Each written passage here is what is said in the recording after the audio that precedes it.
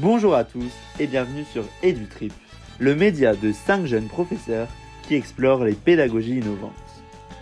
Hello, du coup c'est bon, on est garé. Baptiste, qu'est-ce qu'on va faire aujourd'hui? Alors aujourd'hui, on se rend dans une école de la métropole lilloise pour mener un petit entretien avec une enseignante de CM2 et pour voir concrètement comment elle utilise certains aspects de la pédagogie institutionnelle dans sa classe.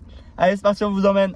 Bon bah ça y est, on est arrivé à l'école et on a l'enseignante qui est avec nous. Alors déjà, première question, est-ce que vous connaissez la pédagogie institutionnelle? Et non, pas réellement. Est-ce que c'est une nouvelle matière, un nouvel enseignement?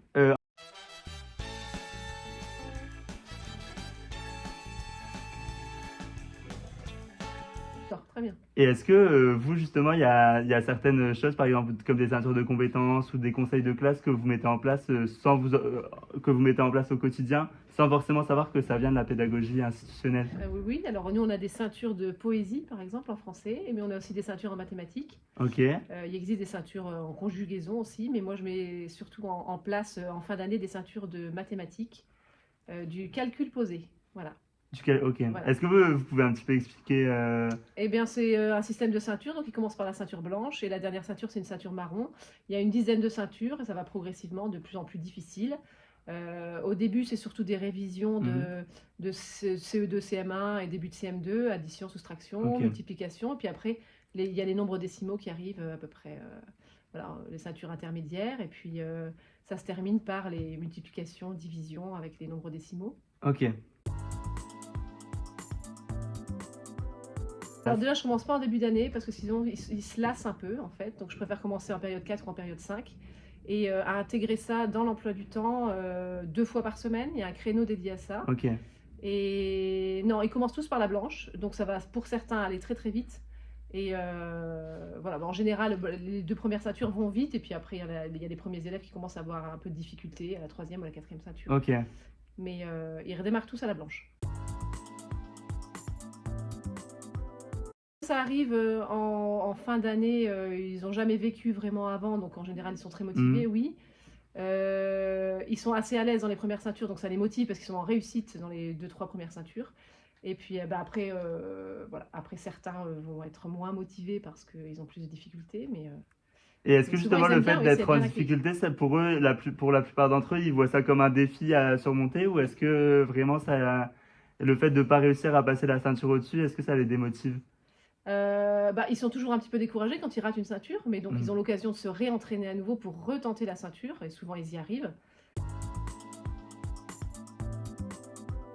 L'entraînement se fait en auto-évaluation. Donc ils ont des petites cartes avec des calculs. Par exemple, là, ils en ont fait aujourd'hui des soustractions, par exemple. Donc ils ont en gros 6 soustractions à faire. S'ils sentent, donc en autocorrectif, s'ils sentent qu'ils ont réussi, qu'ils sont prêts à passer la ceinture, ils viennent chercher l'évaluation qui est, elle, pas autocorrective. Ici, c'est leur calcul posé. Ok, super. Et donc à chaque fois, pour chaque ceinture, il y a 6 calculs et ils doivent en réussir au moins 5 sur les 6. Donc il peut y avoir une erreur.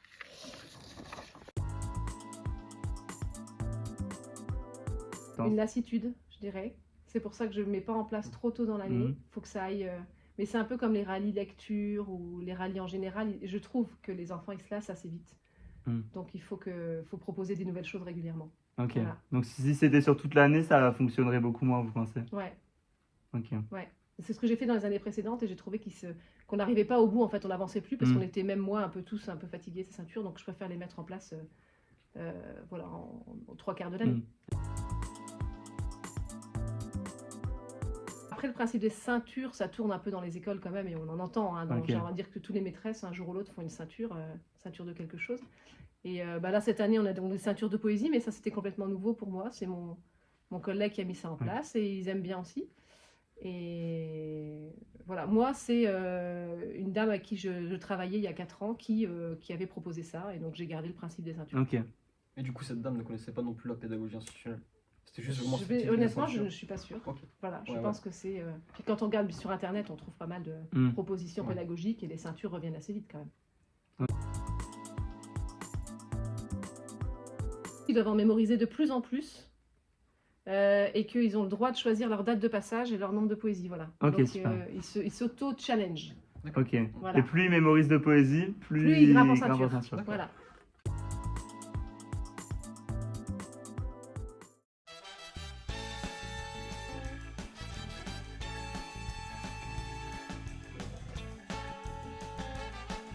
Ça, c'est une collègue qui avait mis ça en place il y a 3 ans.